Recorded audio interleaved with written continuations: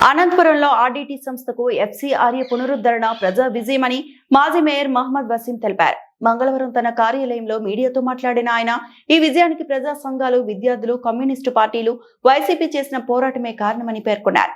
TDP కేవలం credit తీసుకునే ప్రయత్నం చేస్తోందని, వాస్తవంగా ఎలాంటి కృషి చేయలేదని విమర్శించారు.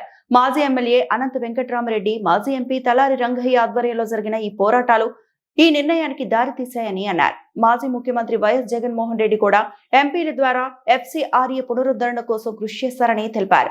టీడీపీ నేతలు కేవలం ప్రముఖులను కలవడం తప్ప ఏమీ చేయలేదని విమర్శించారు.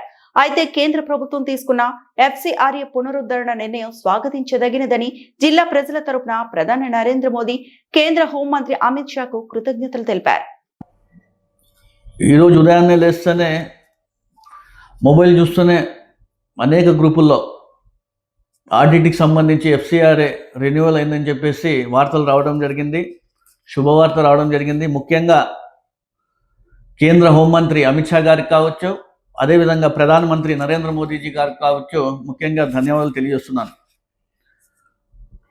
దీని వెనుక అనేక పోరాటాలు ఉండే విషయం కూడా ప్రజలందరూ ఒకసారి గమనించాలి. దాదాపుగా సంవత్సరం పాటు ఏ విధమైన పోరాటాలు చేశామో కూడా ప్రజలందరూ ఒకసారి గమనించాలి. అనేక ప్రజా సంఘాలు కావచ్చు, స్వచ్ఛంద సంస్థలు కావచ్చు, విద్యార్థి నాయకులు కావచ్చు, ప్రతిపక్ష నాయకులు కావచ్చు, ప్రతిపక్ష పార్టీలు కావచ్చు, ముఖ్యంగా వైఎస్ఆర్సీపీ పార్టీ కావచ్చు, ఆర్డీటీ సంస్థ మరీ రెన్యువల్ చేసుకోవాలా, ఆర్డీటీ సంస్థని మనం అందరూ కూడా కాపాడుకుంటే అనంతపురం నగరంలో కావచ్చు, ఉమ్మడి అనంతపురం జిల్లాలో కావచ్చు, తెలంగాణలో కావచ్చు అనేక సేవా కార్యక్రమాలు మరి వాళ్ళు కంటిన్యూ చేస్తారని చెప్పి ఉద్దేశంతో మేమందరూ కూడా అనేక పోరాటాలు చేయడం కూడా జరిగింది. ముఖ్యంగా ఆర్డీటీ సంస్థ ద్వారా విద్యా సంస్థలు కావచ్చు, వైద్య రంగానికి సంబంధించి హాస్పిటల్స్ కావచ్చు, కనేకల్ హాస్పిటల్ కావచ్చు, కళ్యాణ్ దర్గా హాస్పిటల్ కావచ్చు, బత్తలపల్లి హాస్పిటల్ కావచ్చు, ఈరోజు అనేక సేవా కార్యక్రమాలు చేస్తున్నారు వాళ్ళు పేదలకు. ఏ విధంగా కార్పొరేట్ హాస్పిటల్ ధీటుగా ఈరోజు వైద్యాన్ని అందిస్తున్న ఘనత కూడా ఆర్డీటీ సంస్థలు కూడా మీ అందరూ తెలియజేస్తున్నాను. క్రీడా రంగాల్లో కూడా కావచ్చు, ఏ విధంగా క్రీడా రంగాల్లో కూడా ఈరోజు మన పిల్లలందరూ కూడా నేషనల్ లెవెల్ కావచ్చు, ఇంటర్నేషనల్ లెవెల్లో కూడా ఈరోజు స్పోర్ట్స్లో ఉన్నత స్థానంలో ముందుకు వెళ్తున్నారంటే కూడా ఆర్డీటీ సంస్థ యొక్క కృషి ఎంతో ఉంది కూడా మీ అందరూ తెలియజేస్తుంది. అనేక మంది పేదలకు ఇల్లులు కూడా కట్టించిన గొప్ప సంస్థ ఆర్డీటీ సంస్థ. మహిళలకు ఎప్పుడు కూడా అండగా ఉంటున్న ఏకైక సంస్థ ఆర్డీటీ సంస్థ కూడా మీ అందరూ తెలియజేస్తున్నాను. ఇన్క్లూజివ్ స్కూల్స్ కావచ్చు, అనేకటువంటివి కూడా ఈరోజు ఆర్డీటీ సంస్థను మనం ఎట్టి పరిస్థితుల్లో కాపాడుకోవాలని చెప్పేసి కూడా గత సంవత్సరం నుంచి కూడా అనేక పోరాటాలు చేసిన విషయం కూడా మీ అందరూ గమనించాలి. లాస్ట్ ఇయర్ ఏదైతే ఆర్డీటీ ఏప్రిల్ 24, 2025లో ఏ విధంగా ఎఫ్సీఆర్ఏ రెన్యువల్ని రద్దు చేశారో అందరూ కూడా ఒకసారి గమనించాలి. కానీ కూటమి ప్రభుత్వం చూసుకుంటే కన్నా వైఎస్ఆర్సీపీ హయాంలో ఆర్డీటీని రద్దు చేశాం అని ఒక తప్పుడు ప్రకటనలు చేసిన విషయం కూడా అందరూ కూడా ఒకసారి గమనించాలని కూడా తెలియజేస్తున్నాను.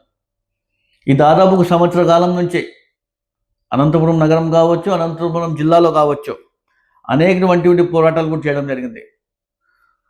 రౌండ్ టేబుల్ సమావేశాలు కావచ్చు, రిలే దీక్షలు కావచ్చు, బైక్ ర్యాలీలు కావచ్చు, పాదయాత్ర కావచ్చు, అనేకటువంటి ప్రెస్ మీట్లు కూడా పెట్టడం జరిగింది.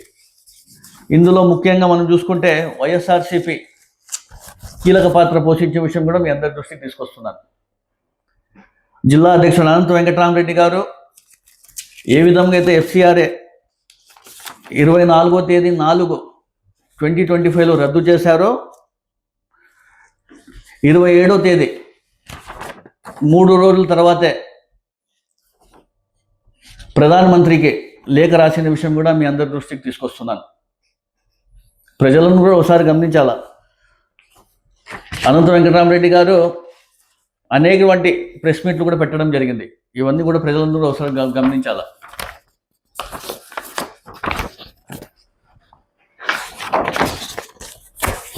ప్రెస్ మీట్లో పాటు 1,00,000 పోస్ట్ కార్డులు ఉద్యమాన్ని కూడా ప్రారంభించి ప్రధానమంత్రి గారికి పంపించాలని చెప్పే ఉద్దేశంతో ఒక పెద్ద ఎత్తున కూడా ఉద్యమం కూడా ప్రారంభించడం ఇచ్చిన విషయం కూడా మీరందరూ కూడా ఒకసారి గమనించాలి.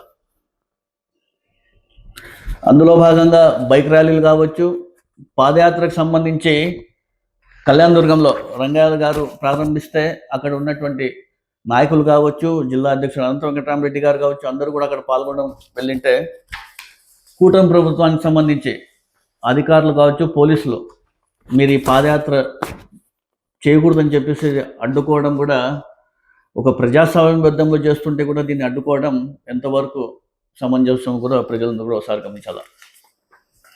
ఇవన్నీ కూడా ఫోటోలను గమనించాలా. ఏ విధంగా పోరాటాలు చేసినారు, బైక్ ర్యాలీ కావచ్చు, పాదయాత్ర కావచ్చు, అనేక ప్రెస్ మీట్లు కావచ్చు, 1,00,000 పోస్ట్ కార్డుల ఉద్యమం కావచ్చు, ఇవన్నీ కూడా ప్రజలందరూ కూడా ఒకసారి గమనించాలని కూడా నేను తెలియజేయడం జరుగుతుంది. అదేవిధంగా తలారంగయ్య గారు చూసుకుంటే కన్నా మొన్నటి రోజున పార్లమెంట్ వద్ద ఏ విధమైతే ఆయన వైఎస్ఆర్సీపీ ఎంపీలతో కలిసి మాజీ ఎంపీ తలారంగయ్య గారు పార్లమెంట్ వద్ద పోస్ట్ కార్డులతో నిరసన కూడా తెలియడం జరిగింది. మరీ ముఖ్యంగా అమిత్ షా గారితో కూడా కలిసి వివరణ కూడా ఇవ్వడం జరిగింది. ఇన్ని పోరాటాలు జరుగుతున్నాయి ఇక్కడ, ఇది ఎటు పరిస్థితుల్లో కూడా మాకు తీసుకురావాలని చెప్పి తెలియజేయడం జరిగింది.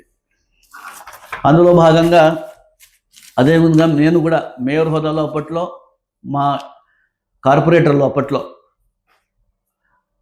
అనేక కార్యక్రమాల్లో కూడా పాల్గొనడం జరిగింది.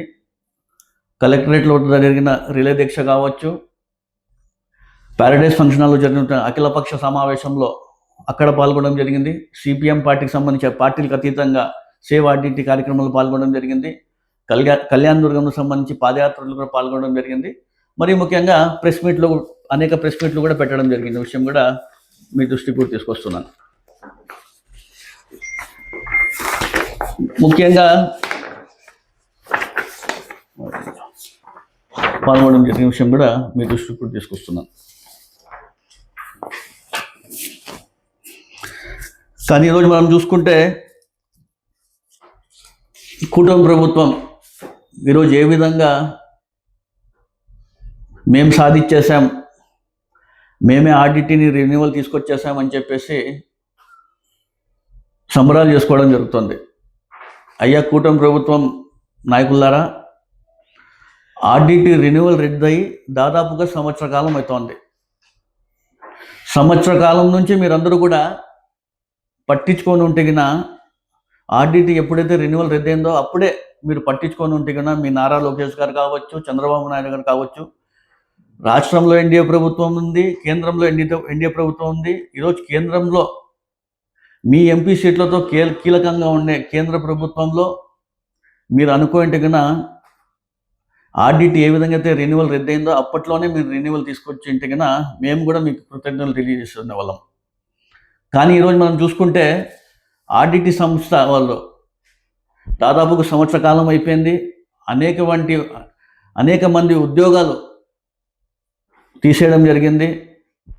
అదేవిధంగా వాళ్ళ ఆస్తులు కూడా అమ్మకానికి పెట్టిన విషయం కూడా మీరు అందరూ చూసాం. అదేవిధంగా వాళ్ళు ఏ విధంగా అయితే శ్రీలంక, నేపాల్కి ఫోకస్ చేయడం అనే విషయం కూడా మనం అందరూ కూడా చూస్తున్నాం. ఇవన్నీ చేయకముందు మీరందరూ కూడా ఈ రెన్యువల్ తీసుకొచ్చింటే కన్నా మేము కూడా ఖచ్చితంగా హర్షించే విధంగా మీకు కూడా కృతజ్ఞతలు చెప్పే విషయం కూడా మీ అందరూ తెలియజేస్తున్నాను. ప్రజలందరూ కూడా ఒకసారి గమనించాలా. కేవలం వీళ్ళు క్రెడిట్ చోరీ తప్ప దీంట్లో ఏ ఒక్కటి లేకుండా తెలియజేస్తున్నాను. ఇక్కడ ఉన్నటువంటి స్థానిక ఎమ్మెల్యేలు కావచ్చు, 14 మంది ఎమ్మెల్యేలు కావచ్చు, 2 ఎంపీలు అందరూ కూడా కేవలం అమిత్ షా దగ్గరకు వెళ్ళి ఫోటోలు తీసుకొచ్చినారు తప్ప ఏ ఒక్క పోరాటంలో అయినా మీరు భాగస్వామ్యం అయినారా? ఆర్డిటీకి సంబంధించి మీరు పోరాటం చేశారా? కేవలం మేము చంద్రబాబు నాయుడు గారు చెప్పాము, అమిత్ షా గారిని కలిసామని చెప్పి ఫోటోలు వేసుకున్నారు తప్ప ఎక్కడైనా కూడా ఒక పోరాటం చేసినారు చెప్పండి మీరు. ఇదంతా కూడా ప్రజలకు గెలుపు, ప్రజా సంఘాలకు గెలుపు, స్వచ్ఛంద సంస్థలకు గెలుపు, ముఖ్యంగా వైఎస్ఆర్సీపీ పార్టీ యొక్క కీలక పాత్ర పోషించే అందరూ కూడా గెలుపు అని తెలియజేస్తున్నాను. ఏ విధమైతే వైఎస్ఆర్సీపీ నాయకులందరూ కూడా ఒక అల్టిమేటం జారీ చేసిన విషయం కూడా మీ అందరూ గమనించాలా. పార్లమెంట్ 3వ తారీఖున కంప్లీట్ కాబోతుంది. అందులోపల మీరందరూ కూడా ఈ ఆర్డిటీ పైన ఖచ్చితంగా నిర్ణయం తీసుకోవాలని చెప్పేసి చెప్పడంతో, అల్టిమేటం జారీ చేయడంతో కేంద్ర ప్రభుత్వం ఈరోజు అనేకమంది పోరాటాలు జరుగుతున్నాయని చెప్పేసి ఇక్కడ ఖచ్చితంగా వాళ్ళు దిగొచ్చి ఈ రెన్యువల్ని, ఆర్డిటీని రెన్యూ చేసిన విషయం కూడా ప్రజలను గమనించాలా. ఖచ్చితంగా ప్రజల విజయం, వైఎస్ఆర్సీపీ విజయం గురించి తెలియజేస్తున్నాను.